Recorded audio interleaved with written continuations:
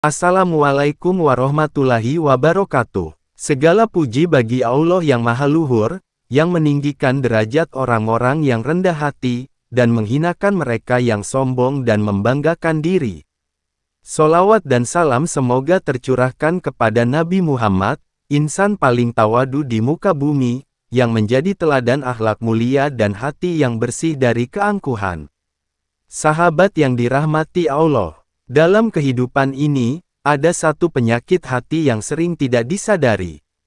Ia menyusup perlahan-lahan ke dalam dada, tumbuh dari dalam batin, dan membesar tanpa terlihat oleh mata lahir. Ia adalah sombong, penyakit batin yang paling berbahaya, yang oleh Imam Al-Ghazali dalam Ihya Ulumuddin disebut sebagai penyakit penghancur jiwa dan penghapus amal. Sombong bukan hanya sekadar kesalahan sikap, tetapi penghalang utama seseorang dari cinta dan rahmat Allah. Mari kita menyelami hakikat kesombongan sebagaimana dijelaskan oleh Hujatul Islam, Imam Al-Ghazali rahimahullah. Pengertian sombong menurut Al-Ghazali. Dalam Ihya Ulumuddin, Imam Al-Ghazali menjelaskan bahwa sombong kibar adalah merasa diri lebih tinggi dari orang lain dan meremehkan selainnya. Sombong tidak terbatas hanya pada ucapan atau penampilan, tetapi ia tertanam dalam hati, lalu memancar dalam sikap, gaya bicara, dan cara memperlakukan sesama. Kesombongan adalah melihat diri lebih baik dari orang lain dan meremehkan mereka, sekalipun ia tidak mengucapkannya secara lisan. Seseorang bisa tampak sopan, halus tutur katanya, namun dalam hatinya mengandung racun kesombongan. Bahkan ibadah yang khusyuk pun bisa ternoda jika disertai rasa ujub dan kibar. Sombong, warisan iblis yang terbuang. Al-Ghazali mengingatkan kita bahwa makhluk pertama yang tercela karena sombong adalah iblis. Ketika Allah memerintahkannya untuk sujud kepada Adam, ia menolak dengan berkata, "Aku lebih baik darinya. Engkau ciptakan aku dari api, dan engkau ciptakan dia dari tanah." Quran Surat Al-A'raf 12. Iblis tidak menolak sujud karena tidak tahu perintah Allah, tetapi karena kesombongan. Ia merasa lebih tinggi, lebih mulia, dan lebih pantas untuk dihormati. Imam Al-Ghazali menegaskan, kesombongan telah mengeluarkan iblis dari surga, merusak amal para ahli ibadah, dan menjatuhkan derajat orang-orang berilmu yang merasa dirinya tinggi di hadapan orang awam. Maka, setiap orang yang meniru kesombongan iblis, meski hanya dalam bisikan hati, telah menempuh jalan menuju kehancuran. Tanda-tanda orang yang terjangkit virus sombong. Dalam Ihya Ulumuddin, Imam Al-Ghazali menyebut beberapa tanda-tanda orang yang telah terjangkit penyakit sombong, di antaranya. 1. Merasa lebih baik dari orang lain. Misalnya, seorang ahli ibadah merasa lebih mulia dari pedagang, atau seorang ulama merasa lebih tinggi dari penuntut ilmu. 2. Enggan menerima nasihat dari orang yang dianggap lebih rendah. Bila dinasihati oleh orang miskin atau orang awam, ia menolaknya meski kebenaran berada di pihak si penasehat. 3. Benci bila orang lain mendahuluinya dalam amal atau pujian. Ia merasa harus selalu jadi yang utama, yang dipuji, yang ditokohkan. 4. Meremehkan penampilan atau status sosial orang lain. Ia enggan duduk bersama orang miskin, atau menyepelekan orang yang pakaiannya lusuh. 5. Sulit mengucapkan terima kasih atau mengakui kesalahan. Lidahnya kaku untuk berkata, "Saya salah," karena merasa tidak mungkin ia keliru. Sahabat yang budiman. Betapa banyak orang yang berpenampilan sederhana, tetapi hatinya penuh sombong. Dan betapa banyak pula yang bergelimang ilmu dan ibadah, namun hatinya bersih dari kesombongan. Kesombongan dalam ilmu dan ibadah. Imam Al-Ghazali memberi perhatian khusus pada sombong karena ilmu dan ibadah. Dua hal ini sejatinya mendekatkan seseorang kepada Allah, tetapi jika tidak dibarengi dengan kerendahan hati, justru akan menjadi jalan tercepat menuju kehinaan. Banyak orang yang menuntut ilmu bukan untuk mencari kebenaran, tetapi untuk menunjukkan keunggulannya. Mereka belajar untuk berdebat, bukan untuk memperbaiki diri. Seorang alim bisa saja merasa bahwa dirinya lebih paham daripada guru, lebih tinggi dari jamaah, dan merasa paling benar. Begitu pula ahli ibadah yang merasa lebih suci dan memandang sinis orang yang ia anggap pendosa. Padahal Rasulullah bersabda, tidak akan masuk surga orang yang di dalam hatinya terdapat kesombongan walau sebesar biji sawi. Hadis riwayat Muslim. Imam Al-Ghazali mengajarkan bahwa semakin tinggi ilmu seseorang, seharusnya semakin dalam rasa tawadunya, karena ia mengetahui betapa lemahnya manusia di hadapan kebesaran Allah. Kesombongan dalam dunia dan jabatan. Sombong bukan hanya milik orang yang berilmu atau ahli ibadah. Dalam Ihya Ulumuddin, Al-Ghazali juga menjelaskan tentang sombong karena dunia, yaitu kesombongan karena harta, pangkat, keturunan, dan status sosial. Ia berkata, orang kaya yang memandang rendah orang miskin, atau pejabat yang tidak mau disapa rakyat kecil, mereka itu sesungguhnya telah terperosok dalam kibar yang berbahaya. Sombong jenis ini banyak kita jumpai hari ini. Orang yang merasa istimewa karena mobilnya mewah, yang merasa lebih hebat karena memiliki gelar akademik, yang menganggap orang biasa tak layak sejajar duduk bersamanya. Padahal di hadapan Allah, semua manusia adalah sama. Yang membedakan hanyalah ketakwaannya. Sombong yang tak disadari. Imam Al-Ghazali mengingatkan kita tentang kesombongan yang halus dan samar, yaitu yang tidak disadari oleh pemiliknya. Banyak orang yang bersikap tawadu di depan orang, tetapi hatinya merasa lebih tinggi. Ia menampakkan kesederhanaan, tetapi menyimpan rasa ingin dipuji karena kerendahan hatinya. Inilah tingkat sombong yang paling halus dan paling berbahaya. Karena orang yang terkena penyakit ini merasa dirinya tidak sombong, sehingga ia tidak pernah berusaha memperbaiki dirinya. Sahabatku, sombong adalah lawan dari tauhid. Karena ketika seseorang merasa besar, sejatinya ia sedang mengingkari kebesaran Allah. Hanya Allah lah yang berhak menyandang sifat Al-Mutakabir, yang maha sombong. Saudaraku seiman, kesombongan adalah api yang menghanguskan pahala, mengeraskan hati, menjauhkan seseorang dari nasihat, dan menutup pintu hidayah. Ia adalah penyakit jiwa yang lebih berat dari kanker, karena menyiksa batin dan merusak hubungan dengan Allah dan sesama manusia. Imam Al-Ghazali dalam Ihya Ulumuddin telah membuka mata kita bahwa kesombongan adalah akar dari seluruh kehancuran ruhani. Ia menjatuhkan iblis dari surga, merusak amal orang berilmu, dan menjauhkan manusia dari hakikat ketulusan. Selanjutnya, insya Allah kita akan mendalami lebih jauh tentang macam-macam kesombongan, dampaknya terhadap amal dan hati, serta cara mengobatinya, sebagaimana dijelaskan oleh Imam Al-Ghazali. Mari kita renungkan, muhasabah, dan menundukkan diri di hadapan Allah. Jangan sampai kesombongan, yang tersembunyi di dalam dada, menghijab kita dari cahaya ilahi. Sahabatku yang dirahmati Allah, setelah kita memahami bahwa sombong adalah penyakit batin yang halus tapi sangat berbahaya, sebagaimana dijelaskan Imam Al-Ghazali dalam Ihya Ulumuddin. Ia bukan hanya merusak hubungan antar sesama manusia, tetapi juga menghancurkan hubungan kita dengan Allah. Kini, marilah kita lanjutkan perenungan ini dengan menggali berbagai macam bentuk kesombongan dan bagaimana cara mengobatinya, agar hati kita kembali bersih, dan amal kita kembali diterima oleh Allah yang Maha Luhur. Macam-macam sombong menurut Imam Al-Ghazali. Imam Al-Ghazali mengklasifikasikan kesombongan menjadi beberapa jenis, tergantung dari sumber atau penyebabnya.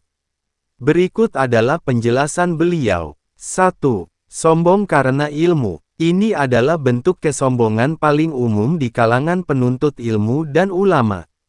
Mereka merasa lebih tinggi dari orang lain karena banyaknya hafalan, keluasan bacaan, atau kedalaman pemahaman. Padahal ilmu seharusnya membuat seseorang semakin tunduk dan sadar akan kebodohannya sendiri di hadapan Allah. Ilmu yang disertai sombong akan berubah menjadi hijab penghalang antara pemiliknya dan Allah. Ilmu itu menjadi alat untuk membanggakan diri, bukan untuk mendekatkan diri. 2. Sombong karena amal dan ibadah. Ini adalah bentuk kesombongan yang sangat berbahaya karena tersembunyi dalam balutan kesalehan. Misalnya, seorang ahli tahajud memandang rendah orang yang tidak bangun malam. Seorang dermawan merasa amalnya lebih mulia dari yang lainnya. Seorang hafiz merasa tak tersiingi dalam kedekatan dengan Allah. Padahal yang menentukan amal bukan jumlahnya, tapi keikhlasannya.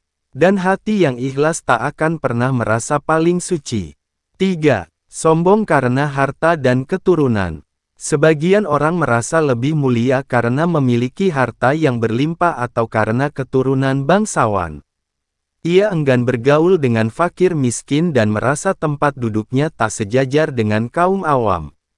Imam Al-Ghazali menulis, kebanyakan orang kaya diuji dengan perasaan bahwa mereka lebih mulia dari si miskin, padahal Allah seringkali lebih mencintai si fakir yang sabar daripada si kaya yang angkuh. 4. Sombong karena kekuasaan dan jabatan. Jenis sombong ini menjangkiti para pemimpin dan pejabat. Mereka enggan dinasihati, merasa tak membutuhkan siapapun, bahkan menganggap dirinya tidak bisa salah. Padahal setiap pemegang amanah kekuasaan seharusnya menjadi pelayan rakyat, bukan penguasa atas rakyat. 5. Sombong karena kecantikan atau penampilan. Orang yang terjebak pada keindahan lahir baik wajah, tubuh, atau pakaian, bisa merasa lebih baik dari yang lainnya. Ia mulai meremehkan yang tidak seindah dirinya. Kesombongan karena rupa adalah bentuk kehinaan batin yang diselimuti topeng keindahan. Saudaraku yang berbahagia, kesombongan tidak hanya menggerogoti hati, tapi juga menghancurkan kehidupan seseorang secara perlahan. Al-Ghazali menjelaskan bahwa kesombongan akan menyebabkan 1. Terputusnya seseorang dari nasihat. Orang sombong tidak akan pernah menerima kritik atau masukan, bahkan dari orang yang mencintainya. 2. Terhalangnya ilmu dan hidayah. Allah tidak akan memberi cahaya petunjuk kepada hati yang penuh dengan keangkuhan. 3. Rusaknya hubungan sosial. Orang sombong dijauhi, tidak dicintai, dan bahkan tidak dipercaya karena ia hanya memuliakan dirinya. 4. Tidak diterimanya amal. Kesombongan menghapus pahala ibadah karena Allah hanya menerima amalan dari hati yang tunduk dan rendah di hadapannya. Cara mengobati kesombongan. Imam Al-Ghazali dalam Ihya Ulumuddin memberikan langkah-langkah praktis untuk mengobati kesombongan, baik dari sisi ilmiah rasional maupun praktik spiritual ruhaniyah. 1. Mengenal diri sendiri. Langkah pertama adalah menyadari hakikat kita sebagai makhluk lemah yang diciptakan dari tanah, lahir dalam keadaan tidak tahu apa-apa, dan akan kembali menjadi bangkai yang membusuk. Siapa yang mengenal dirinya, maka ia akan tahu betapa tak layaknya ia merasa besar. 2. Mengenal kebesaran Allah. Seseorang tidak akan bisa sombong jika benar-benar mengenal kemuliaan dan kekuasaan Allah.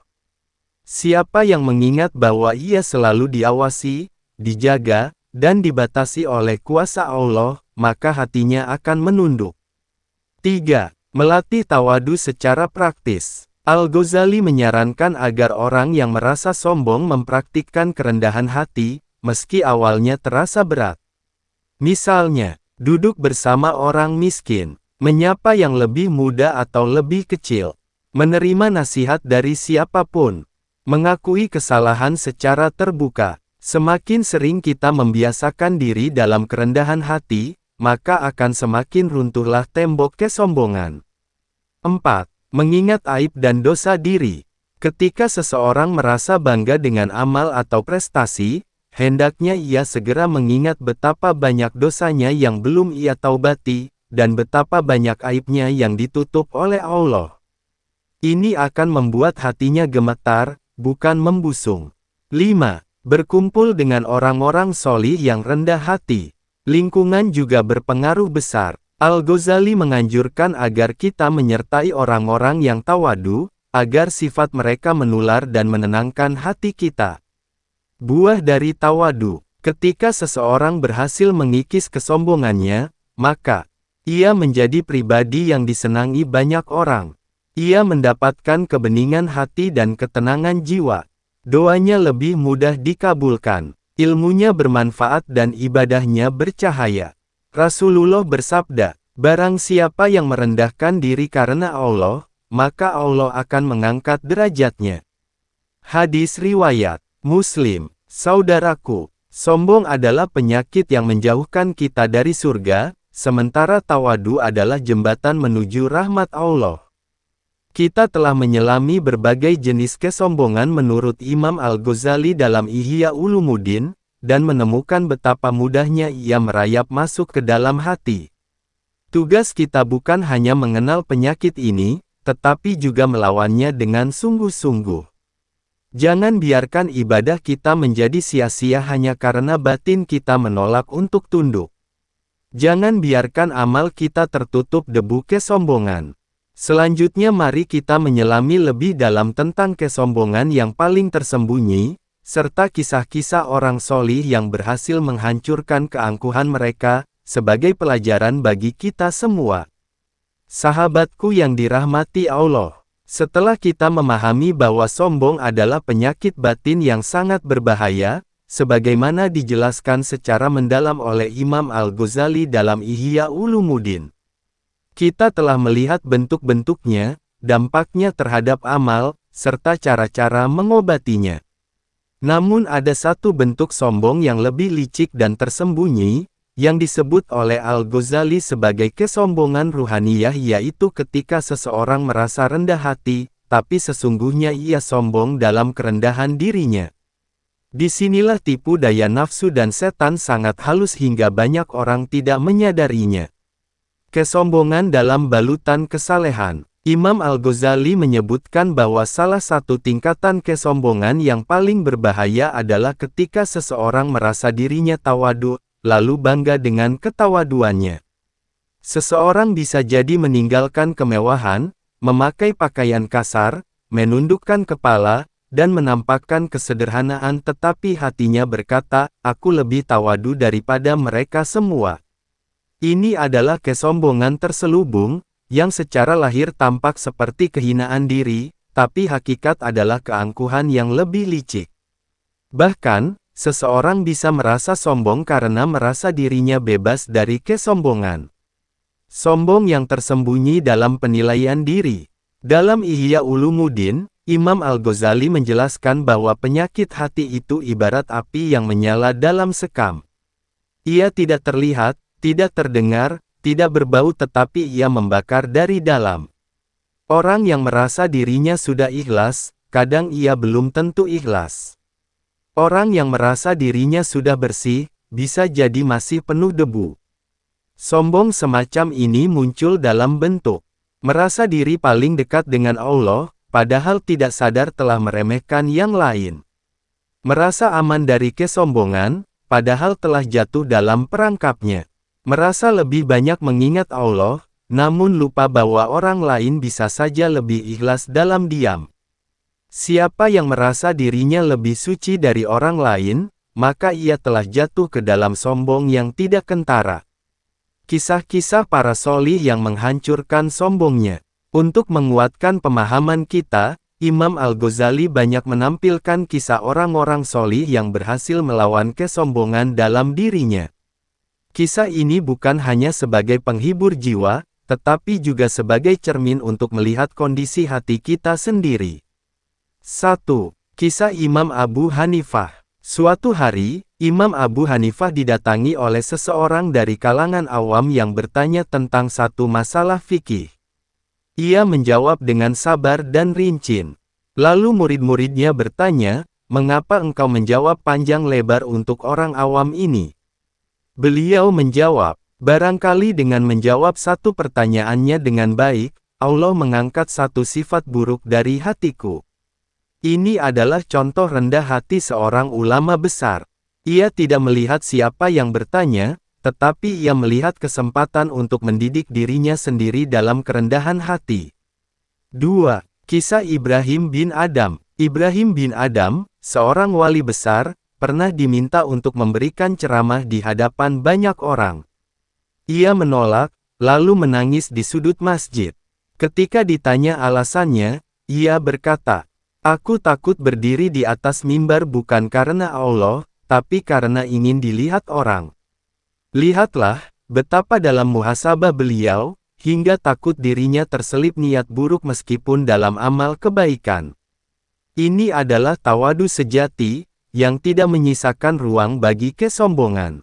3. Kisah seorang tabi'in dan pengemis buta. Dikisahkan dalam Ihya Ulumuddin, ada seorang tabi'in yang selalu bersedekah kepada seorang pengemis buta. Suatu hari ia berkata dalam hati, "Alhamdulillah, aku bisa membantu orang seperti dia." Malam itu ia bermimpi melihat amalnya terbakar, dan suara berkata, "Engkau tidak bersyukur karena diberi kesempatan membantu, tapi engkau membanggakan dirimu atas orang yang kau bantu." Ia bangun dengan tubuh gemetar, lalu beristighfar siang dan malam. Inilah contoh kesombongan dalam amal kebaikan, yang sangat halus dan bisa membinasakan bila tidak segera disadari. Jalan menuju tawadu sejati. Imam Al-Ghazali mengajarkan bahwa tawadu sejati lahir dari kesadaran bahwa kita bukan siapa-siapa tanpa Allah. Tidak ada yang layak dibanggakan, karena ilmu kita hanya setetes dari samudera ilmunya. Harta kita hanya titipan yang bisa dicabut kapan saja. Ibadah kita masih penuh celah dan kekurangan. Bahkan kehidupan kita adalah pemberian, bukan pencapaian. Tawadu bukan sekadar sikap, tapi kondisi hati. Ia lahir dari pengakuan bahwa kita penuh kekurangan, dan Allah lah satu-satunya yang sempurna. Membangun hati yang bebas dari sombong. Agar hati kita terbebas dari penyakit kibar, Al-Ghazali memberikan langkah-langkah sederhana yang bisa dilatih setiap hari. 1. Bersyukur dan terus merasa hina di hadapan Allah. Ya Allah, Engkau Maha Besar, aku hanyalah debu di kakimu. 2. Latih hati menerima kebenaran dari siapapun.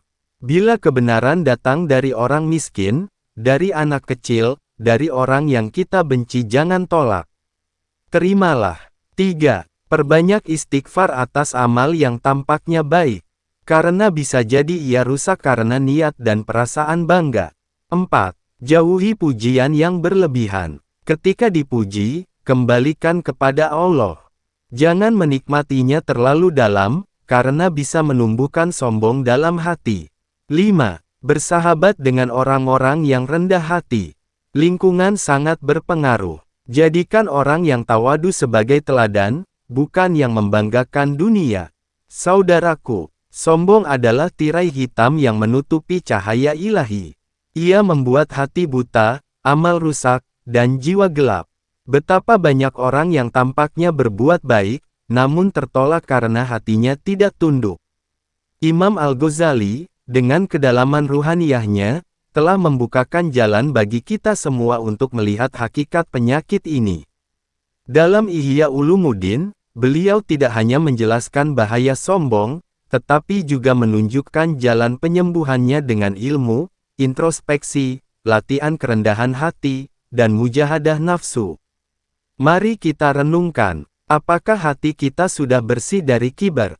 Apakah amal kita sudah bebas dari rasa lebih baik? Apakah kita benar-benar rendah di hadapan Allah, atau hanya berpura-pura? Semoga Allah membersihkan hati kita dari segala bentuk kesombongan, baik yang tampak maupun yang tersembunyi. Semoga Dia menerima amal kita dengan ikhlas dan menjadikan kita termasuk hamba-hambanya yang rendah hati dan dicintai. Wassalamualaikum warahmatullahi wabarakatuh.